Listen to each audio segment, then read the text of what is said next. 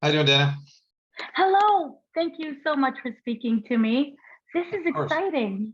Um, because what we see is the final project, is the final like production, but you've been working on this for so long Oh and yeah. it's so well detailed and beautiful. So what I want to know is with this, you focus, it seems to be much bigger than the first movie, and that you have to focus on both the human world and also with the water world and a little bit of the Navi as well. So can you talk about kind of building off of the first movie and expanding that into this, good say universe, maybe? I'm Absolutely. using the right word. Absolutely. No, we definitely approach design in the sense of designing everything as if it were real, right? At the end of the day, the hope is that when somebody watches the film or the films, you feel like we kind of found a place and went and shot there, right? Which is quite a thing to achieve, in a purely computer, not purely, but a heavily computer generated film, with fantastical elements. But that is the goal. So first of all, you did mention the two sides of the design. So I want to say that there are two production designers on Avatar sequels. I'm the hard surface guy. So I handle the human elements, all the technology, all of the sort of, the nasty stuff, right? The bad guy stuff. And my co-designer, Dylan Cole, is in charge of the organic side of things, meaning the planet, the flora, the fauna, Navi architecture, and a lot of their cultural elements. So, we have two people because huge workload. It's actually just a good idea to divide the workload. Also on the human side, there's more of an emphasis on live action photography, right? So I can be, down in New Zealand where we shoot our live action for much longer than Dylan needs to be there. And so that divide and conquer works really well. But we each have our specialty, right? So to address your question, I think the thought of how to expand either the organic, the world of Pandora, or expand the RDA, it was a somewhat different challenge for each of us, right? It's obviously related in that we wanted to give the audience like a brand new experience, and I think Avatar 2 does that, or at least I hope it does.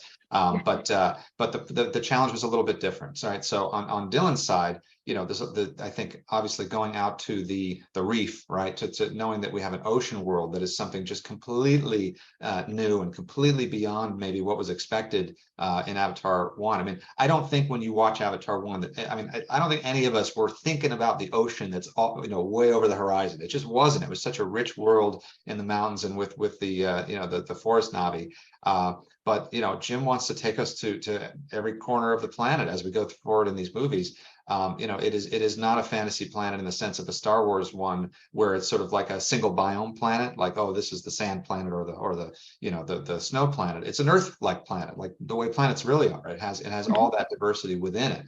And so Dylan had to, think not only in terms of new places to go, but how the cultures would be influenced by those places, right? I mean, Jim had a basic idea of how he thought the Metcaina reef people lived, in these sort of overwater structures that are attached to mangrove roots, but the specificity of their weaving culture and the way they use different color materials and how the tensile architectural sort of engineering of those things, that they can hang together and that it's all connected, both visually and almost creating a thematic sense of connectivity, that the community is visually tied together by the way those things are built and designed. That was a brand new challenge for Dylan, and I think what it does is it gives you hopefully an experience of a brand new culture. You sort of see the diversity of culture and people within Pandora that is only going to kind of, as you may imagine, will only continue to get bigger, as we get into the next films. On the RDA side, I'm sure there's a million things Dylan would say about his challenge that I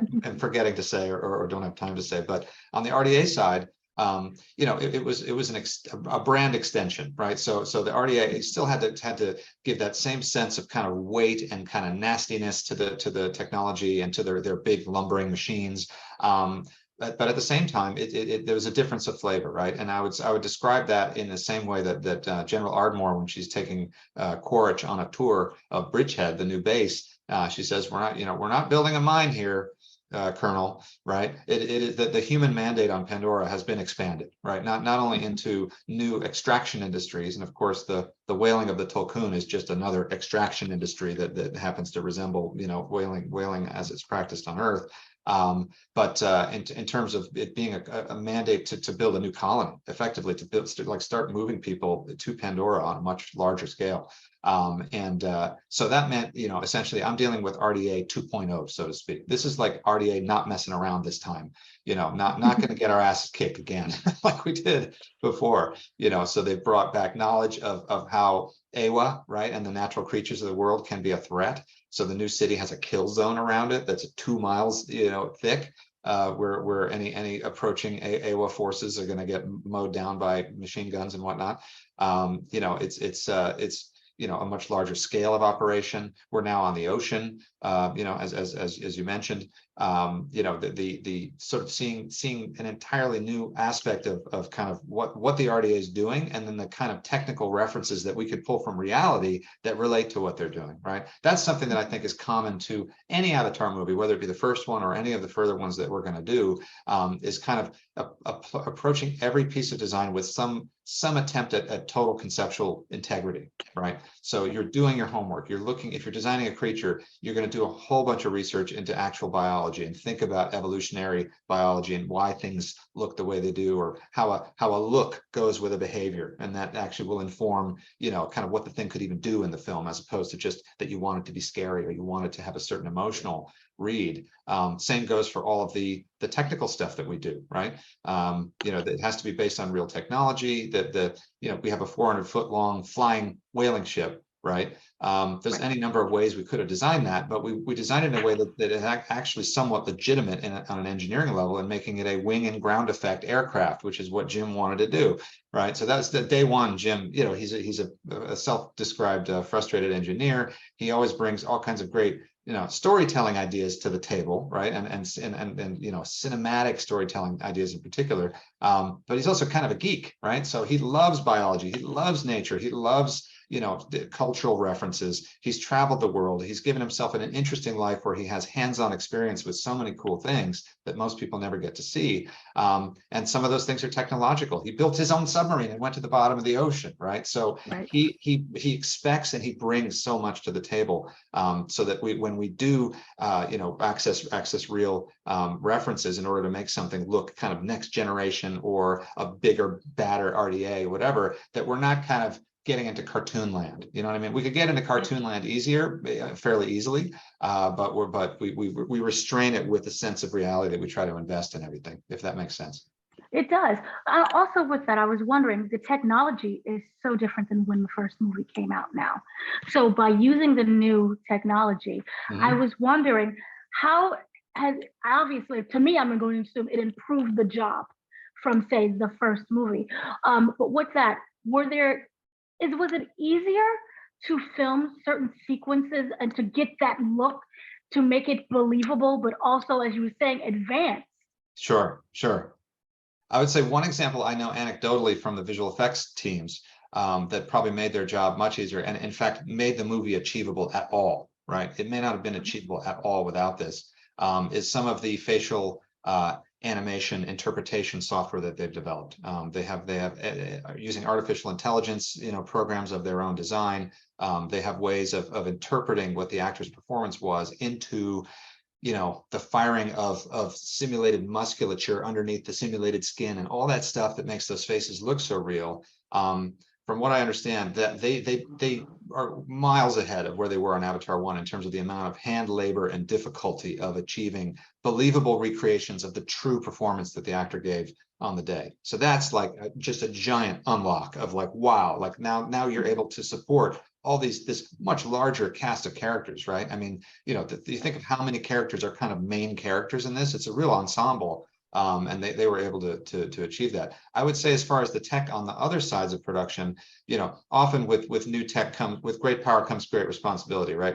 With the ability to using the new rendering engine and new better computers that can handle more polygons and more textures and more lighting and all the things that have happened in the intervening years. Now suddenly, the kind of what we call the template, right? Which is the renderings out of our virtual production that are the sort of, you know, the blueprint, the perfect visual blueprint or as perfect as we can make it for what the shot ought to be, right? But it's rendered in a kind of game engine-y sort of look. It's more simple. It doesn't have full facial animation in any way at all. That's kind of on the production side. That's how we make the movie, and then it turns into the magic final thing that you're seeing in the cinema, you know, within the visual effects process. But with our ability to make that template look better, now suddenly you have to make it look better, right?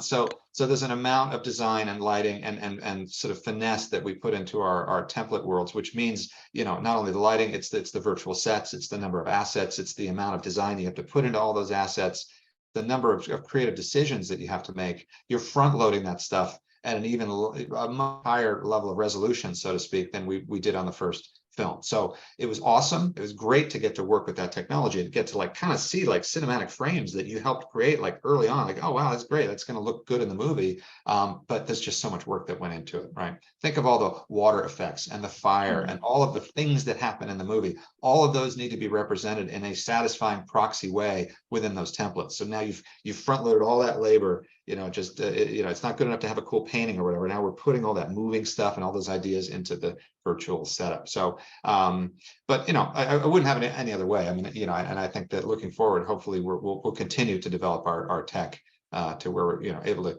take even more control of the look of things in the early phase and help get the movie made faster.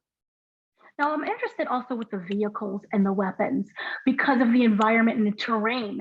I'm going to assume that it had to feel different, and also the research was a little bit different than, say, the first movie, and the fact that we're now dealing with water. Absolutely. Can you talk about the differences and having to do that research now that it's now water-based?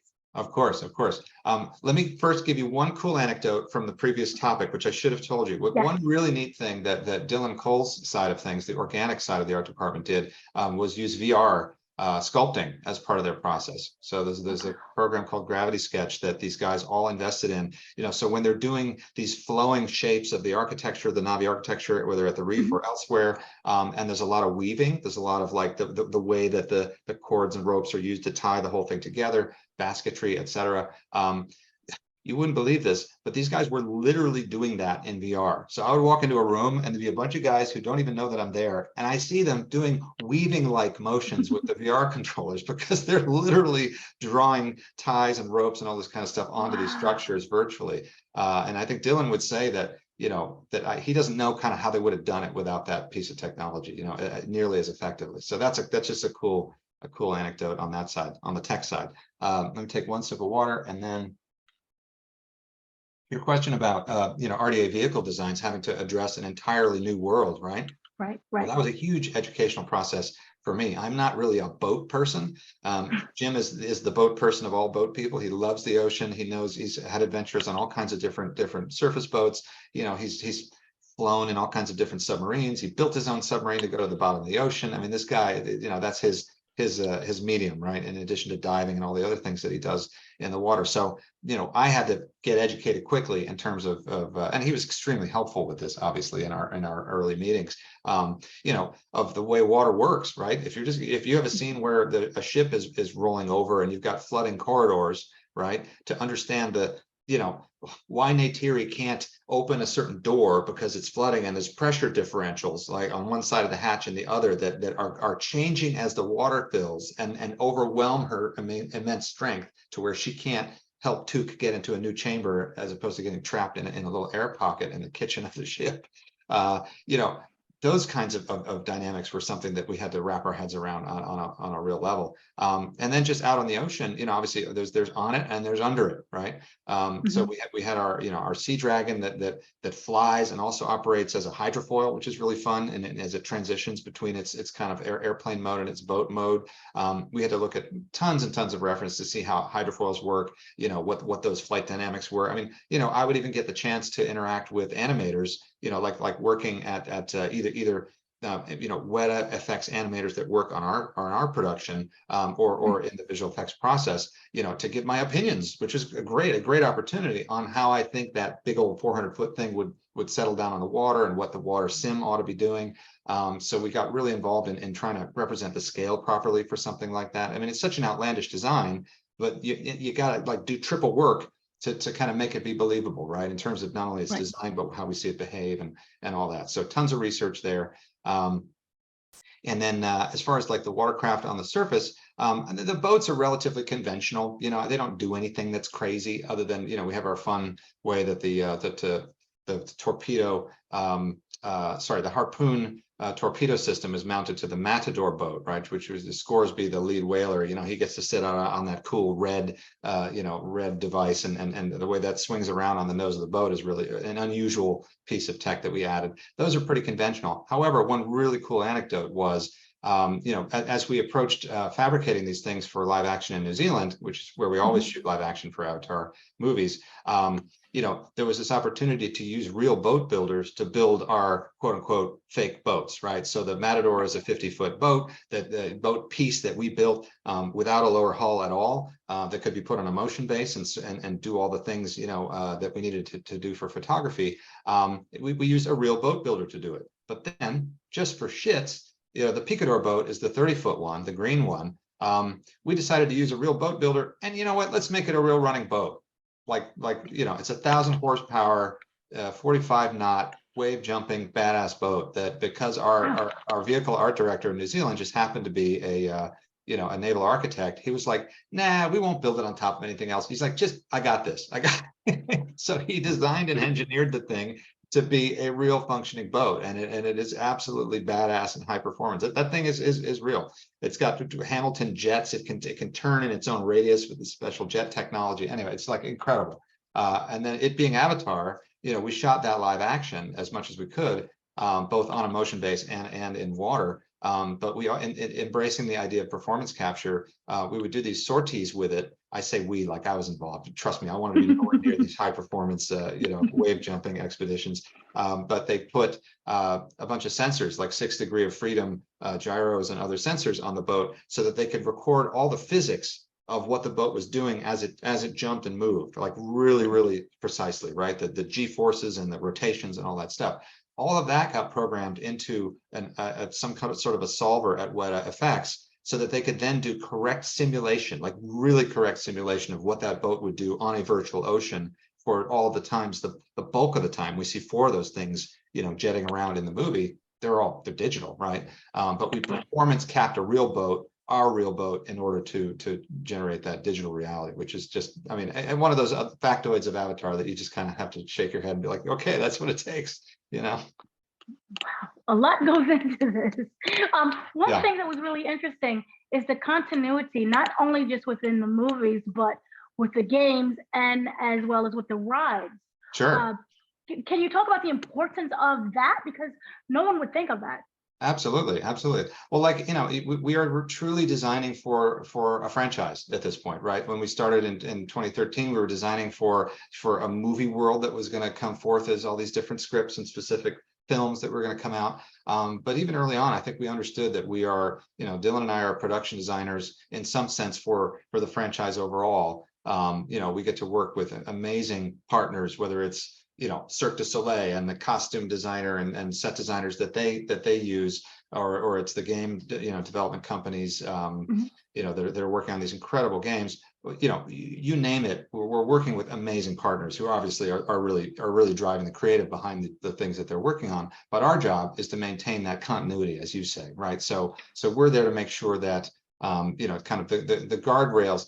By saying guardrails, it makes it sound not fun, but it is fun. It's sort of like, it's both being a sort of inspirational coach and also being a kind of a guardrail for, okay, well, in Avatar, we don't really do that kind of thing, but guess what? What you did is kind of similar to this other thing that you didn't think of, like that Jim mentioned one time in a meeting. Like, why don't you go with that crazy idea? So we're sort of, a warehouse of the concepts, I think, that drive the designs and ensure that integrity. And the goal, of course, is kind of obvious, is that as fans engage with the franchise, they're doing it at that kind of global level, that they're Avatar fans well beyond the idea that, oh, I just like the movies. They go to the parks. The Disney park is incredible in Orlando. Have you been to it? Yeah. Yeah. I mean, you know what I'm talking about. It's insane. I mean, the engineering, the way they approach things is it reminds me of the way we do things on the movie. There is so much thought and engineering that has to go into making the thing behind the scenes in order that it somehow come off as this magically kind of natural thing that you're looking at, right? You know, the experience of the you know, the Ikron ride, that's the biggest ride film there, is just so emotional and so subjective, you know, but behind the scenes there's just so many decisions going into making that work. And my hats are off to them and all the people that even at LEI. I mean, speaking of continuity, a lot of the design of that ride was done with our animation team at Lightstorm. You know, they were sort of there was a period of time where they had extra bandwidth to take that on. So in some sense, we helped to design that ride, which is unusual, right? And so anyway, it's really fun to sort of, you know, to see. For me, you know, the RDA stuff is, I mean, I'm all RDA. I love the design aesthetic of it. You know, there's only so many shots in the movie that they're going to be of that sort of thing. It's been fun for me to work with the game people in particular to see sort of the brand extension that they can do of the RDA look and kind of imagine all new facets of it that there simply isn't ever going to be time to see in the films, but that the players can really enjoy and take their time with.